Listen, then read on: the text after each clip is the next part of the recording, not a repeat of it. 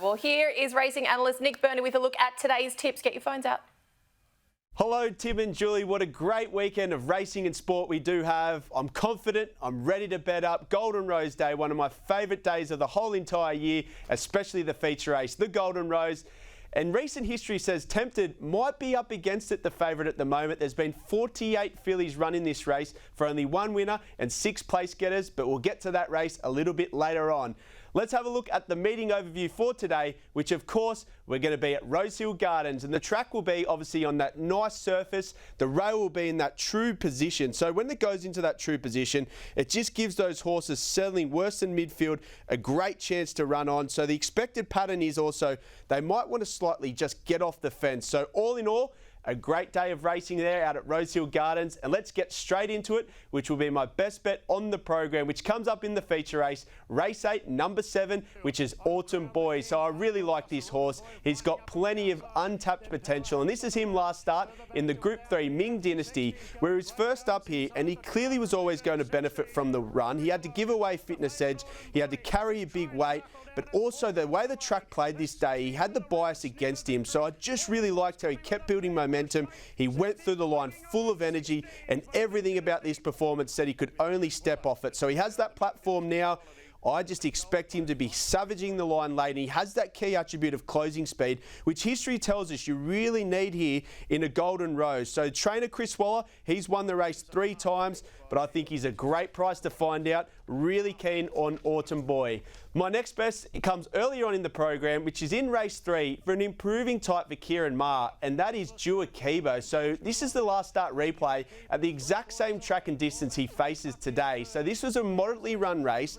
Yes, he was suited sitting outside the leader in that speed, but I just really liked who Ethan Brown rode him this day. He half clicked him up and he immediately accelerated. He put the race away with a lot of style, so he only has to hold this form to be winning again. But the big thing for me is he drops 4 kilos off this effort. So when that happens, horses with him, he has that turn of foot, and you go through this field, there's a lot of them a little bit one pace. So for a horse over 2,400 metres that can accelerate, it's such a key asset to have. So I think he's hard enough to beat there in race 3. Now my value, it comes up in race 6. This is a red hot race, some great horses with the likes of Beedman, Mahuna.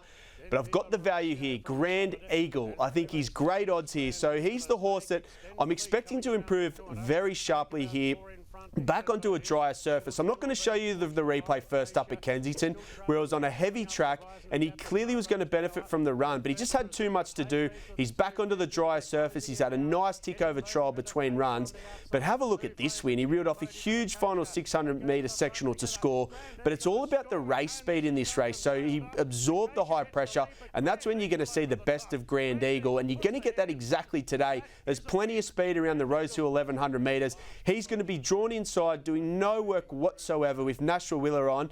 Yes, he's going to need luck, but at the price, I'm happy to find out. And if he can replicate an effort like this, he's right in this race. Now let's move to Sunday for my out wide tip. So it's going to be in between the Panthers and Broncos game, but I think we can just flick over quickly to Sky Channel and hopefully get a bit of cash here, because in the Dubbo Cup, I really like this horse, and his name is Tavros. Now please note this race is Big Dance eligible as well, which is a key factor leading into this spring carnival. But Tavros, this was last start in the Moree Cup, and I thought he was ultra impressive this day. He's just gone to a complete new level his past 2 starts, and this is him bursting through to win. He had to overcome the speed of the race, but it's all about his closing speed. He recorded one of the meeting's fastest final 200 metre splits. He's just a horse that's in the zone. The rise to 1,500 metres is going to be ideal, and the big Dubbo track, that's really going to suit his style. I think he's a great way to finish the weekend, and I'm really keen on Tavros. So they're my 4 best bets, and we're going to throw them up onto the screen now. Of course, with the best bet though coming in the feature race, which is race 8, number 7, Autumn Boy. My next bets is earlier on in the program, race 3, number 7, Juja Kibo. The value is race 6, number 8, Grand Eagle, and my country pick is Dubbo on Sunday out wide, race 9, number 10, which is Tavros to finish off the weekend for us. I hope you have a great weekend. To everyone watching on in, and we back a stack of winners. Good on you, Nick. Thanks for that.